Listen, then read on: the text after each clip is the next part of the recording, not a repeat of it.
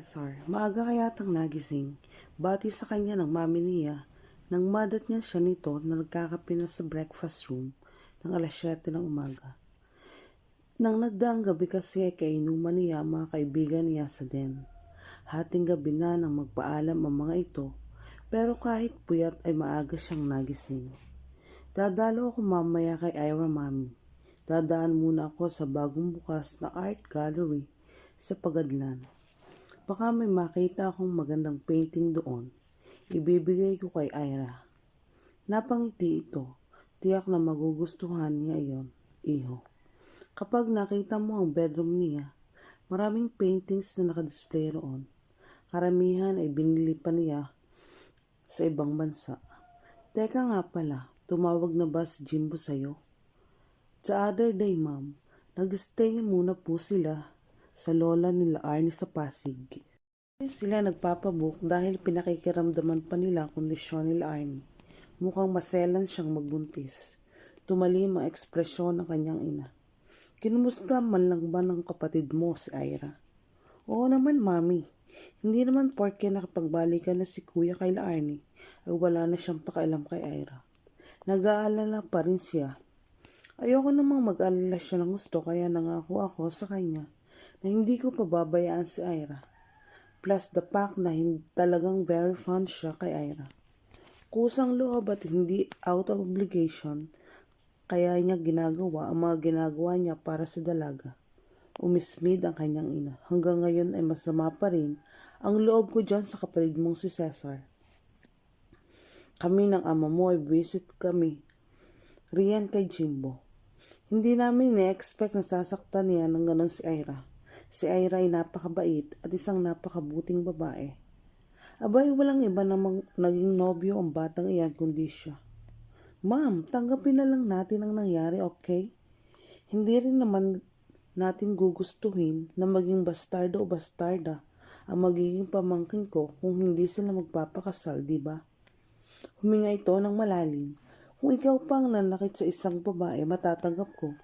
Pero dahil sanay na ako noon sa kalokohan mo. Pero si Jimbo, hindi ko talaga inakala na magagawa niya iyon. Of course, of all people, kay Ira pa. Nakakahiya talaga kay Ami. Here we go again. Pinatirik niya ang kanyang mata. Mami, nagbago na ako. Good boy na ako. Ibang Cesar na ang makikita mo ngayon. Inismeran siya nito. Oh, I hope so. Napangisi na lang siya rito. Kung alam lang nito. Isang landscape painting ang binili ni Cesar para kay Ira. Nakita niya ang katuwaan sa mukha nito habang pinagmamasdan ang painting pagkatapos niyang tanggalin iyon mula pagkakarap. Thank you, Cesar, sabi nito. Nakasandal ito sa headboard. Pero bakit gumastos ka pa rito? Hindi mo naman kailangang gawin ito eh. Umupo siya sa gilid ng kama. Gusto ko eh. Okay na ako ngayong nakita ko na nagustuhan mo yan. Sumeryoso ang mukha nito. Bakit mo ba talaga ginagawa ito sa akin? Dahil naaawa ka sa akin sa ginawa ng kapatid mo? Tipid ang ngiti niya. Alam mo, naranasan ko na rin kung paano masaktan gaya ng ginawa sa iyo ng kapatid ko. Inisip ko rin noon na mas mabuti pang mamatay na lang ako. Dahil akala ko hindi ko kakayaning mabuhay na mawala sa akin ang babaeng minahal ko ng todo noon nung nasa Australia ako. Gusto kitang tulungang makabangon hindi dahil ang kapatid ko ang nanakit sa iyo. I just want to. Gusto kong ma-realize na masarap pa rin mabuhay sa mundo kahit wala yung taong minahal mo ng todo.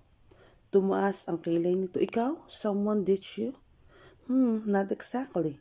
Gusto mo bang marinig ang kwento ko? Nagkipit balikat ito. I have all the time in the world. Wala naman akong pwedeng gawin sa kalagayan kong ito. Walang alam sina mami at daddy tungkol dito. Kahit si kuya, hindi niya alam na nainlove ako sa isang babaeng may asawa na. Nahalata niyang nashock ito sa narinig. Shocking, I have to admit. Nakilala ko rin si John, isang Pinay nurse sa Australia. Noong umatan ako ng Christmas party ng mga Pinoy friends ko roon. That was a year ago. She was a very pretty girl. Mas matanda siya sa akin ng 3 taon. She was very sweet. It was first love at first sight. Hindi nga na ako pinatahimik mula nang una kami nagkita. So nanligaw ako sa kanya. At first reluctant siya. Madalas ay iniiwasan niya ako pero nagtiyaga ako. After a few months, naging girlfriend ko siya. Napakasaya ko noon. Hindi ko ini-expect na ang pagkapalikero kong ito ay maiinlove ako ng gusto at matututong magseryoso sa isang babae. She was my everything. Naging faithful ako sa kanya and did everything in a power to make her happy. Then after a few months, nagulat na lang ako nang makita akong lalaki na sumundo sa kanya sa ospital na pinagtatrabahuhan niya. I confronted her. Noong una ayaw pa niyang aminin sa akin, pero nung makita niyang galit na ako, inamin na rin niya na sa asawa pala niya iyon. 4 na taon na silang kasal sa Pilipinas at may 2 anak. Turned out, kadarating lang ng lalaki sa Australia, pinetisyon siya. Akala ko katapusan na ng mundo ko nang malaman ko iyon, Ira. Akala ko mahal ako ni Dion. Buong akala ko kilalang kilala ko na siya. Gusto ko na siyang pakasalan even though I was still considered very young. Loloko lang pala niya ako. Ginawang libangan habang nangungulila siya sa asawa niya. Noong siya na mismo ang nakapaghiwalay sa akin, akala ko ako ng pinakawawang tao sa mundo. Dahil nawala bigla sa akin ang pinakamamahal ko. Tapos pinayuhan ako ng matalik na kaibigan ng Tito Charlie ko na isang dating lay minister sa church sa Queensland. Ko raw na mas marami pang ibang tao na mas kawawa sa akin. May bulag, may pipi, may bingi na nanlilimos lang para mabuhay. Maraming nagugutom sa iba't ibang panig ng mundo. May mga babaeng nagkakaedad na at gustong magkapamilya pero hindi nagkakaasawa at nagkakaanak. Mga inang namatayan ng anak. Still, they'll want to live longer. Sabi nga, anumang problema ay dumaraan. Madalas kapag nalampasan mong problema at iyong lilingunin, pagtatawanan mo na lang. Well, so far, nakamove on ako. Iniisip ko na lang na hindi talaga si Dion ang babaeng para sa akin. Ayoko rin namang makipagrelasyon sa babaeng pamilyado na. Na-realize ko noon nang nahimasmasan ako. Ibinaling ni Ira ang tingin sa labas ng bintana. Matagal na nakatitig lang ito roon. Halatang may malalim na iniisip. Saan na nagtago si Jimbo? Tanong nitong kapagkakuan. Bagya siyang natigilan. Ramdam niya ang bitterness sa tinig ng dalaga nang itanong iyon. Napagpasya niya iyon na siguro nga ang pagkakataon para ipagtapat siya rito. Alam niyang kahit papaano handa na ito na malaman ang totoo. Alam kong masasaktan ka sa maririnig mo mula sa akin. But you deserve to know kung ano na ang nangyayari sa kanya, sa kanila nila Arnie. Hopefully, maintindihan mo rin why they did what they did. Nasa Manila sila ngayon, pero one of these days ay pupunta na sila sa US. Nag-resign na si Kuya sa firm sa Lagupan. Sa Chicago sila magpapakasal. They have to, dahil buntis sila Arnie. Napakagatlabi ito at halatang nagpapakatatag lang ng tumango. Hindi niya napigilan ang sarili. Hinawakan niya ang kamay nito at pinisil iyon. Ira, nandito lang ako. Mahina ka pa ngayon. Weak with grip.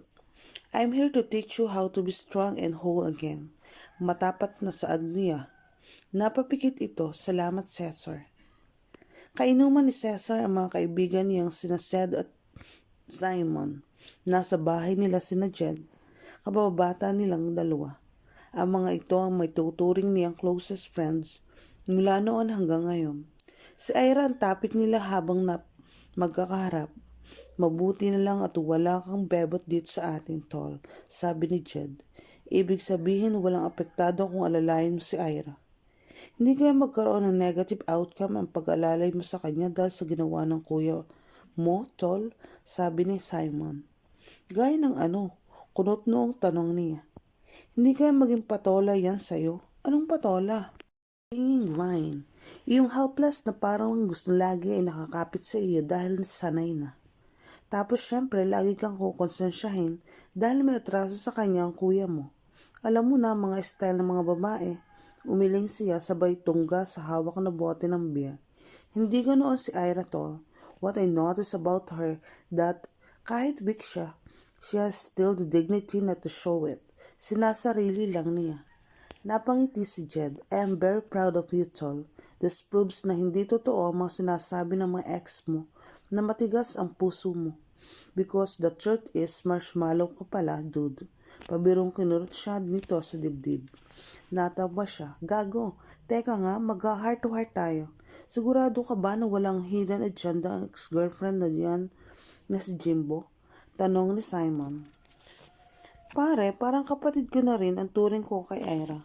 Wala akong agenda sa kanya. Igagaya mo pa ako sa iyo, manyakis ka. Nakangising tunggan uli niya sa beer.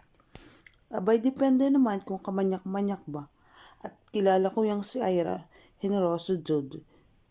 Hot chick yan, popular sa school. Schoolmate siya ni Utol sa Maynila, mailap. Kaya nga bilib ako kay Jimbo at napasagot niya yun eh.